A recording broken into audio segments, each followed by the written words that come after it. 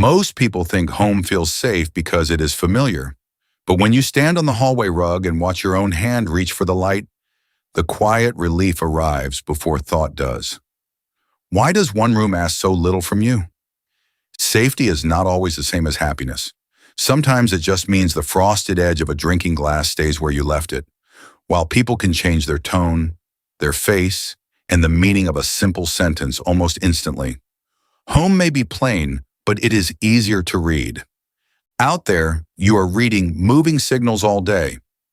In the elevator door reflection, a stranger can look neutral, tired, annoyed, or just busy, and your body still keeps guessing. At home, fewer guesses are required, and that is part of the quiet part.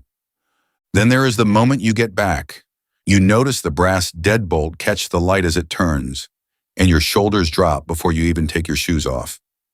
The day stops leaning against you. Isn't that tiny exhale one of the most honest feelings in adult life? Picture a weekday bus stop after work. You stare at the crease in your paper takeout bag, open a group invite, type that you might still come, then delete it and head home instead. By the time your keys hit the ceramic bowl, the guilt is still there. But so is relief, and relief is louder than the idea of being seen tonight. This is not because people are bad.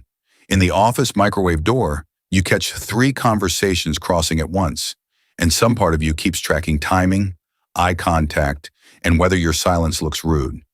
Even a friendly room can make you work hard without showing the work.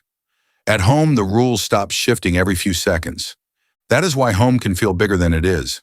You run a thumb over the zipper tooth on your jacket, and suddenly a small apartment beats a crowded room because it removes 100 tiny negotiations at once. Comfort matters, but legibility matters more.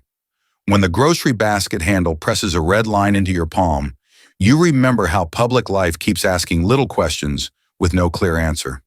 Who speaks first? How long do you stay? And when is leaving too early? Sometimes your body notices first.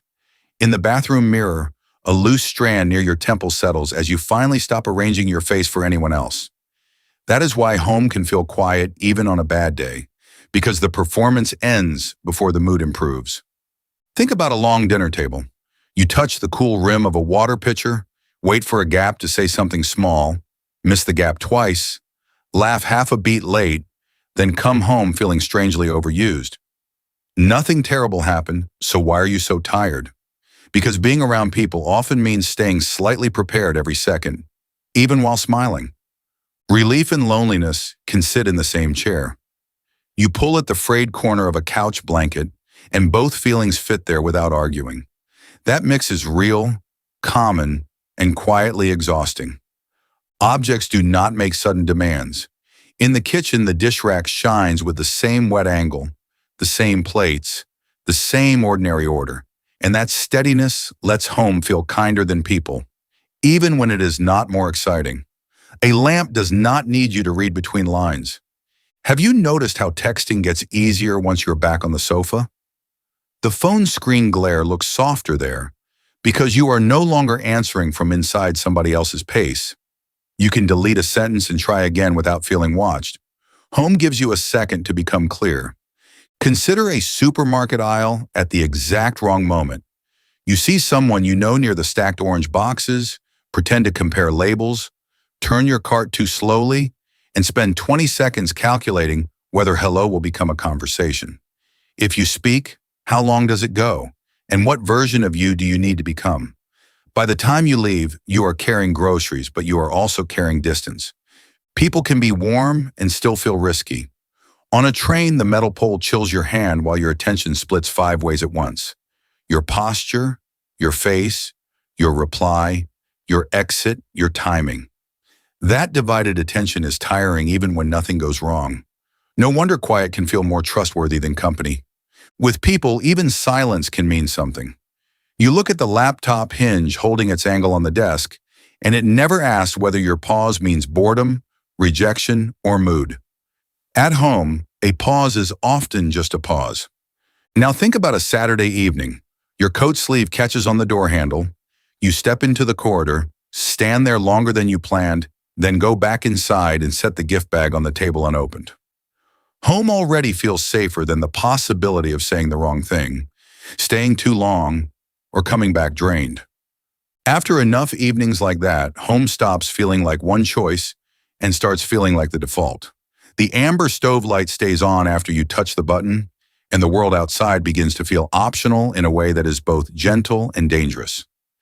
This is where the quiet bargain appears. You line up a receipt beside the fruit bowl and realize safety can slowly shrink your life if it becomes the only standard. A life with no friction can also become a life with no surprise. If home is the only place that feels readable, what happens to the parts of you that need surprise? So the goal is not to stop loving home. You feel the warm mug handle settle into your palm, and the better move is to let home be a base, not a hiding place for every hard feeling.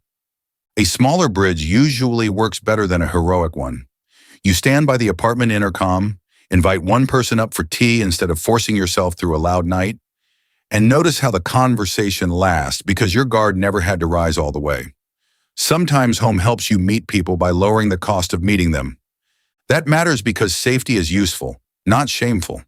The thin steam on a window pane clears, and you can want quiet without letting distance quietly run your whole schedule.